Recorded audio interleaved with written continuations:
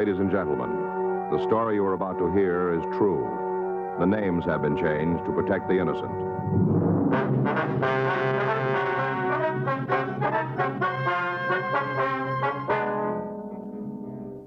You're a detective sergeant. You're assigned a robbery detail. You get a call that a downtown hotel has been held up by a bandit who carries a sawed-off shotgun. Your job, find him.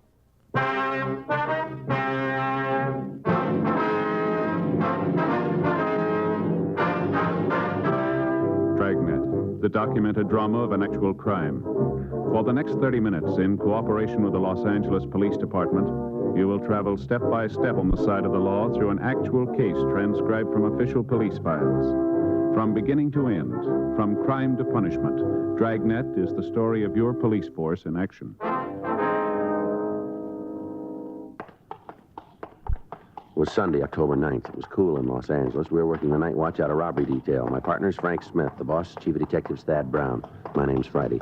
We were on our way out from the office, and it was 2:06 a.m. when we got to the corner of Cinnabar Street and Grand Avenue.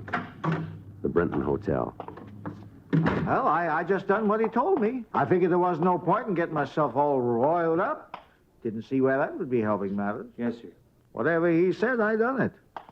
Hey, you fellas looking for a room? Police officers, this is Frank Smith. My name's Friday. Are you from robbery? That's right. Roberts, 1F16. Mm-hmm. You answered the call? Yeah. The description's out. Metro's sending a couple of cars to help us look for the suspect. All right, good. Anything else I can do for you? No, not right now. Okay. I'll take care of the report. Thank you. We'll check with you. Right. You know, I sure would have been wrong about you two. What's that? I never would have guessed you was cops. Oh, Salesmen. That's what I'd put you boys down for. I see. Ladies ready to wear. Guess I would have missed the boat this time. Yes, sir. Would you tell us about the holdup, please? I thought them other officers already let you in on it. We'd like to get the details from you if we could. Oh. Well, I ain't got nothing better to do. Stuck here till 7 a.m. anyhow. Wonder if we could have your name. Boxer, Tom Boxer. That's Boxer. That's it, just like a dog. What time did the robbery take place? 45 minutes ago, along around 1:20, somewhere in there. Mm-hmm. Wasn't 1:30 yet, I'm sure of that. Oh? See, I was listening to the radio. Stan Swift. Who's that? You know Stan Swift. He's on every night, midnight till 6, 7 nights a week. Oh, yeah. The nights go swifter with Swift. That's how he puts it. Uh-huh. Gives a time signal every hour and every half hour. Remember him giving the 1 a.m.? Hadn't given the 1:30 yet, so it must have been around 1:20 when this fella come into the hotel. What'd he do? Walked up to the desk. Yes, sir. I didn't even know he was there. Well, not at first. Mm-hmm. I was sitting down in that chair, kind of had my back away from the door. Didn't hear him neither on account of being plugged in. What was that? To my radio. Oh, I see. This here gadget, see? Mm-hmm. It's into your ear, like so. Yeah, I understand. Lets you listen without waking nobody up. Other end attaches to the set, like so. Mm-hmm. You mean that's a radio? Sure is. You ain't never seen this kind before, huh? No, sir. Transistor. Oh. That's what they call it. Regency transistor. Ain't got no tubes. That's what makes it so small, you see? Carry it around in your pocket if you have a mind to. I see. Real good tone, though. Plenty of volume if you want to let it out. Yes, sir. Now, if you just tell us about the robbery, would you, Mr. Boxer, please? Well, ain't that what I've been doing? Yes, sir. You said this man walked up to the desk? That is right. Maybe stood there a couple of seconds before I sensed him. Mm-hmm. Unplugged myself, got up and asked him if he wanted a room. He said he did, single. Yes, sir. Checked the boxes to see what was vacant. Had my back to him while I was checking. Didn't notice him opening up his satchel. Mm-hmm. Must have been carrying the gun there, in the satchel. Anyway, when I turned around to register him, I found myself staring into the barrel. Shotgun it was. All right, go ahead, please. This is a stick-up, he said. Do what I tell you, and you won't get hurt. I didn't know whether he meant business or not, and I sure didn't aim to test him to find out. Mm-hmm. Yes, sir, I said. You just tell me what you want, and I'll do it. Yeah. I ain't no coward, you understand, but I ain't no hero neither, especially when I'm facing up to a shotgun. Sure. Like the man says, only real heroes are dead heroes. Yes, sir. Me, I'd just as soon go on living. That's why I done exactly what he told me. Give him the money from the cash drawer here. See? Every penny. Hand it all over to him. Didn't try to hold none back. Yes, sir. How much was there? $60, somewhere in between there. Mm-hmm. What happened then? Well, he told me to empty my pockets, lay the stuff on the desk. You did, huh? I emptied them. I didn't have more than $3 or $4 in change. He scooped it up with the other money, shoved it into his satchel. I see. Then he said for me to come out from behind this desk, walked me over to the elevator, told me to get inside and ride up to the top floor. That'd be the third. You see, the hotel's 3 stories high. Yes, sir, I understand. I suppose I could have got off on number 2. He would have known the difference. Floor indicator down there don't work. Mm-hmm. But I didn't see where I'd be gaining anything by it, so I done what he told me. I rode up to 3. How long did you wait there? Oh, till I seen him leave the hotel. Mm-hmm. From the window end of the 3rd floor hall. Did he drive away? No, just strolled off. I don't think he had a car. I see. Turned the corner, and that was the last of him. Mm-hmm. And what did you do then? Took the elevator back down, called the police, listened to the radio while I was waiting. Yes, sir. Figured I might as well take it easy till the cops come. Wasn't more than 5 minutes before them officers walked in. Little while later, you fellas walked in. I guess you know when that was. Yes, sir.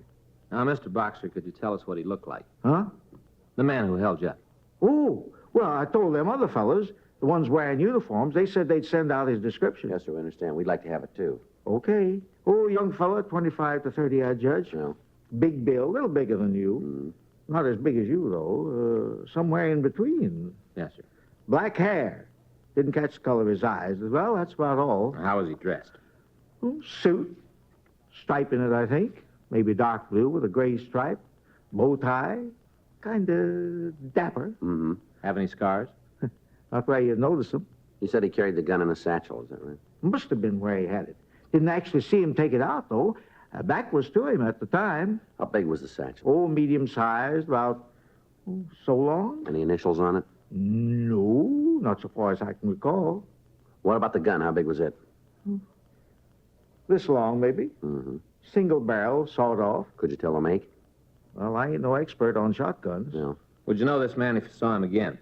Sure, I'd be a fool not to. Why? I'd like to have you come down to City Hall in the morning, Mr. Boxer, if you would. But what for? I want to show you some photographs, see if you can pick them out. You mean this morning? Yes, sir, if you would. It's Sunday. Yes, sir, that's right. You fellas work on Sunday? Well, we're not the only one. Well, what do you mean? He did. Frank and I checked with the patrol officers who had answered Mr. Boxer's call. They told us that a search of the immediate vicinity had failed to turn up anyone who answered the suspect's description.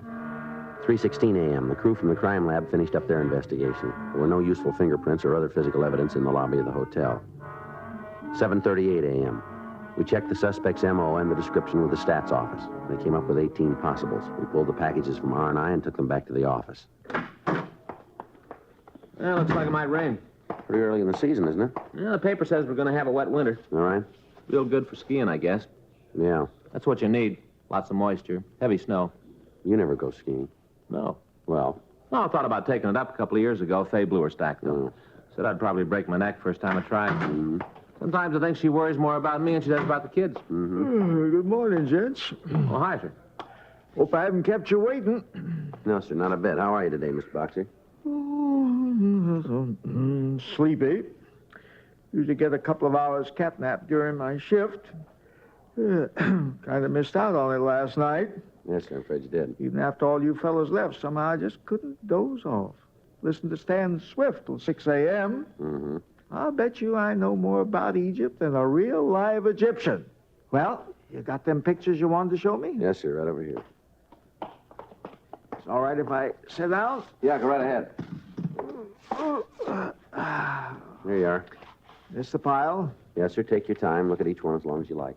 Okay. Pretty tough bunch of boys. Yeah. No, it's not him. No. Nope.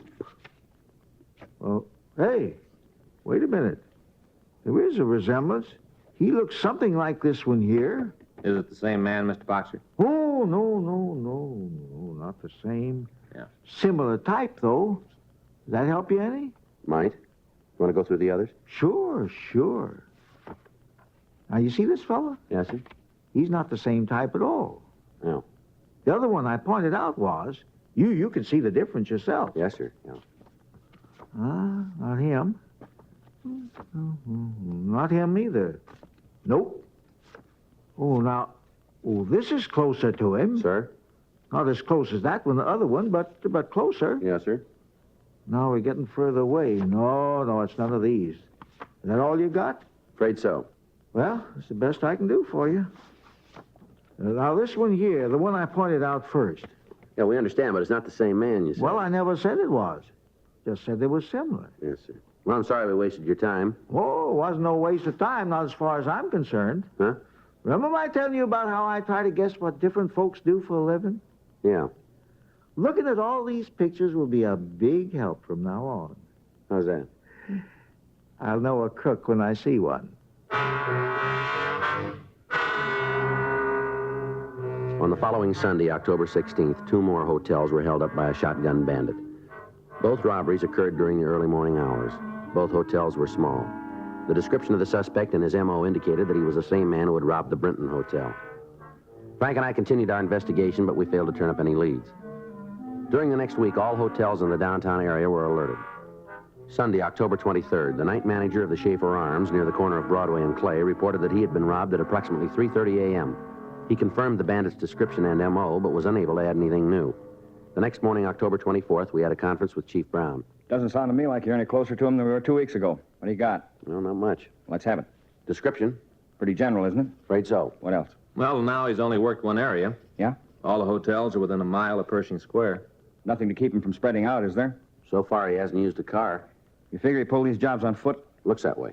Then he must live downtown somewhere. Mm-hmm. Anything about the hotels that might give us a tip-off on his next move? Yeah, they're all small, only one person on duty. Uh-huh. We've marked all the possibles here on a map. You want to take a look at it? Yeah. Okay, right here. These are the ones he's already hit. Here, here, over here. Tight little group? Yeah. These circles indicate all the other hotels of a similar nature in the downtown area. Uh-huh. Well, he works on Sundays, huh? That's right. What do you got planned for this Sunday? Well, we'll stake out as many as we can. We've asked Metro to give us a hand. We figure we'll have enough men to cover about, 20 likelies, maybe. We plan to run the stakes from midnight till 6 a.m. When he hits, it's usually between 2 and 4. How's it sound to you? About all we can do. Yeah, I want you both stay on this between now and Sunday. See if you can't pick up a lead somewhere. we will. Informant's been able to give you anything? Nope. They holding out? No, I don't think so. I don't think they know who he is. Well, maybe the stakes will work. Maybe. Wait a minute. Let me see that map again. Right here. Funny. See here? Yeah, You said these are the places he's already robbed? that's right. All right together. Draw a line from one to the other and you'd have a square. Yeah. What's this right in the middle of the square? That's the Argus Hotel on South Broadway. That's one he hasn't hit yet. Mm-hmm. Looks like your best bet then. Yeah, that's the way we figured it. Who's going to cover it Sunday? Well, Smith and I thought we'd take it. That's a coincidence. Hmm? Just who I was going to suggest.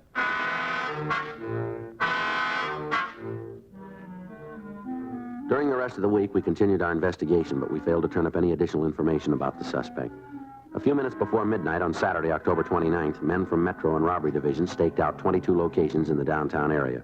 Sunday, October 30th, 12:05 a.m. Frank and I entered the lobby of the Argus Hotel, and we walked up to the desk. Sorry, we're full up. Like to talk to the manager if we I can. said we're full up. We're police officers. Huh? This is Frank Smith. My name's Friday. Oh, Could we see the manager? I'm the manager. You own this hotel? Me and my husband. Or maybe we better talk to him. Go ahead. If you can find him. Isn't he here? Nope. Would you know where he is? Nope. Not getting drunk, probably. I see. I work nights, he works days. He don't tell me where he goes at night. I don't tell him what I do during the day. That's our arrangement. Mm-hmm. It don't make for a real happy marriage, but it keeps us from killing each other. Yes, ma'am. Is there somebody who could take over for you here tonight? Nope.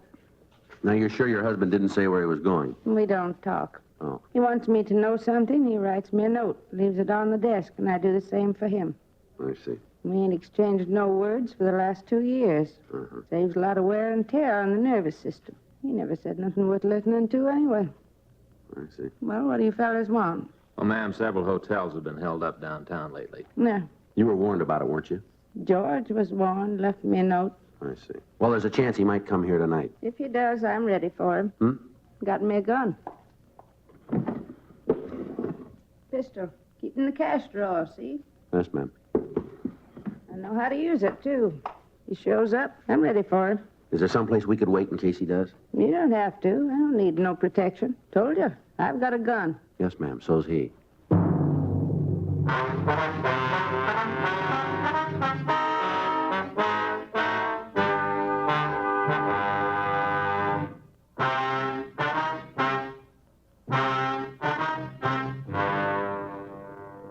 Mrs. Argus finally agreed to let us stake out the hotel. She showed us into a small room off the lobby. From there, Frank and I could see anybody who entered. During the next 4 hours, only 2 people requested accommodations. They were both middle-aged men, and neither one of them in any way resembled the suspect's description. What time you got, Joe?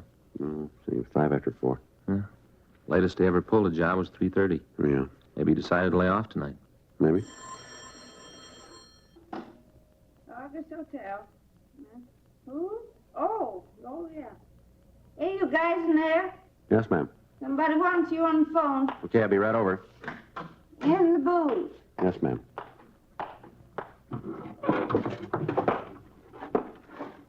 Friday. No, wait a minute. Okay. What's that address? Yeah, I got it, thanks. Right. What's up? Looks like we staked out the wrong places. Yeah? All-night cafe on South Main. The owner was held up. He's pretty badly wounded. Yeah. Sawed-off shotgun. Frank and I drove over to the Joplin Grill at the corner of Main and Vincent Place. We talked to the patrol car officers who had discovered Fred Joplin's body. They told us Joplin was unconscious when they found him. They said that they'd call an ambulance and that he'd been taken to Georgia Street Receiving Hospital. We telephoned the hospital and asked them to be notified as soon as the victim was available for questioning. 4:42 a.m., Lieutenant Lee Jones and the crew from the crime lab began their investigation. Frank and I went back to the office. October 30th, 10:17 a.m., Georgia Street reported that Joplin had recovered consciousness. We drove down there and talked to Dr. Sebastian. He said that Joplin was suffering from shock and loss of blood. He also said that Joplin's right shoulder was severely lacerated and that there was a possibility the arm would have to be amputated. 10:46 a.m., we interviewed the victim. Sat down on the stool and asked for a cup of coffee. Yes, sir. I turned around, picked up the Silex, started filling the cup. Time I was finished, he'd got his gun out. Guess he had it in that bag he's carrying. Yes, sir. Told me it was a stick-up. Said to give him the money from the register or he'd shoot me. I didn't say nothing, just stood there kind of staring at him. Yeah. He raised up his gun. Shotgun it was. Yes, sir. I mean business, mister. That's what he said next. I mean business. I see. I still didn't say nothing, just stood there with that cup of coffee in my hand. Start moving, he said. Voice sounded real low and mean. Didn't seem to match his face. Sort of a pleasant-looking fella. Voice was mean, though. Yeah. Started gesturing with that shotgun, pointing toward the register. That's when I let fly. With a cup of coffee. Smashed it right into his face. I see. Must have given him quite a jolt. Yes, sir. Didn't keep him from shooting me, but it sure wrecked his aim some. Leastways, I'm still here. Don't remember nothing after that. I see. Sure, hit him a good one, though. Them coffee cups ain't the lightest things in the world. Yes, sir, I understand. Not to mention the coffee itself. Scalding hot it was. Right here. That's where I belted him. Right in the jaw. Used to be a ball player, you know. Is that right? Wasn't a pro exactly, but I had a first-rate pitching arm. Lefty Joplin, that's what they used to call me. Back in Junction City, Kansas it was. Local merchant sponsored our team.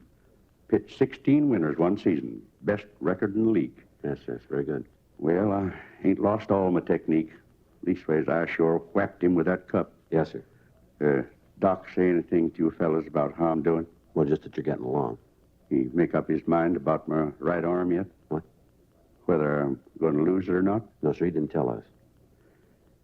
Guess in a way I'm kind of lucky. What? Being left-handed.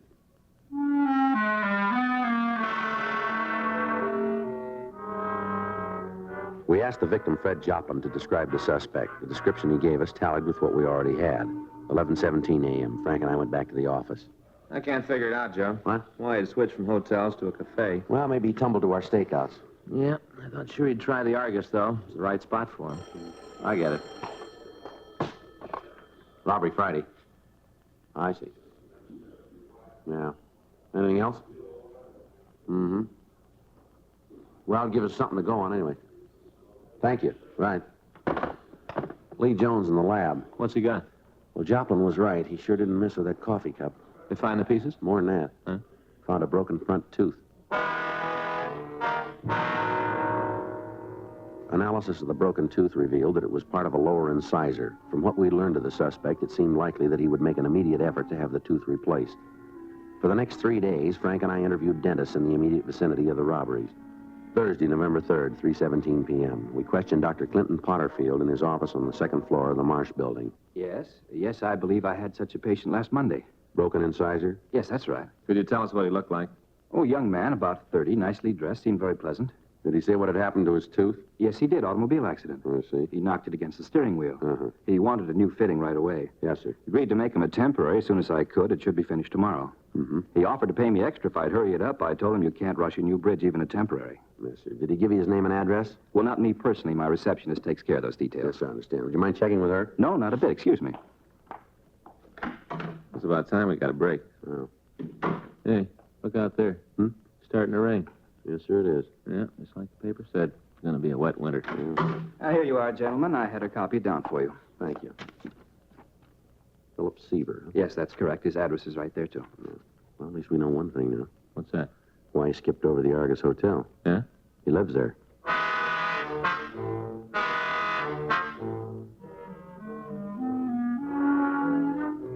"3:58 p.m. Frank and I drove over to the Argus Hotel, and we talked to the owner, George Argus. He told us that Philip Seaver lived on the second floor, room 23. He said that Seaver was a quiet young man who had been staying at the hotel for the past 6 weeks. He also told us that Seaver worked nights and was probably in his room now. We took the elevator up to the second floor. There it is. All right. Yeah.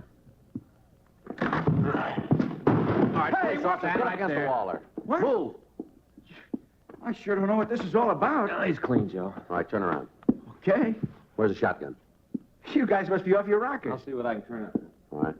You got no right to come busting in here. Yeah. Now, what would I be doing with the shotgun? Why don't you tell us? I never had a gun in my life. Boy, you cops sure make the darndest mistakes. I bet you picked the wrong guy up half the time. Yeah, sure. Look, there's nothing in that bureau except my clothes there, fella. Yeah, what about this? Well, it's just a satchel, that's all. It's locked.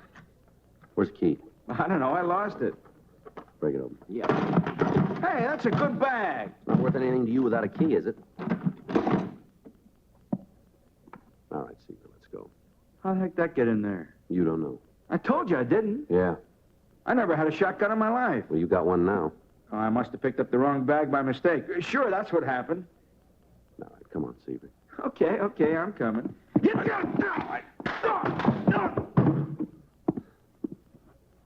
Cut your hand? Be all right. Look at that. Huh? You must have bad ones. What's that? Another tooth missing.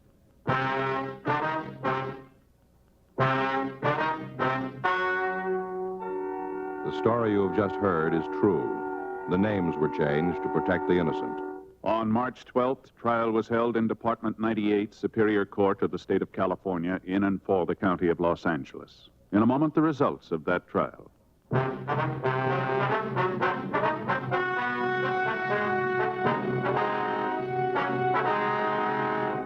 Philip Herbert Seaver was tried and convicted of robbery in the first degree, 5 counts, and received sentence as prescribed by law. Robbery in the first degree is punishable by imprisonment for a period of not less than 5 years in the state penitentiary. Because of the viciousness of the suspect, it was decided that the terms would run consecutively.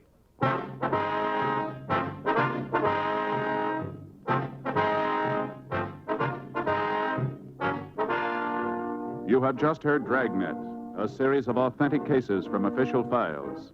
Technical advice comes from the Office of Chief of Police W.H. Parker, Los Angeles Police Department.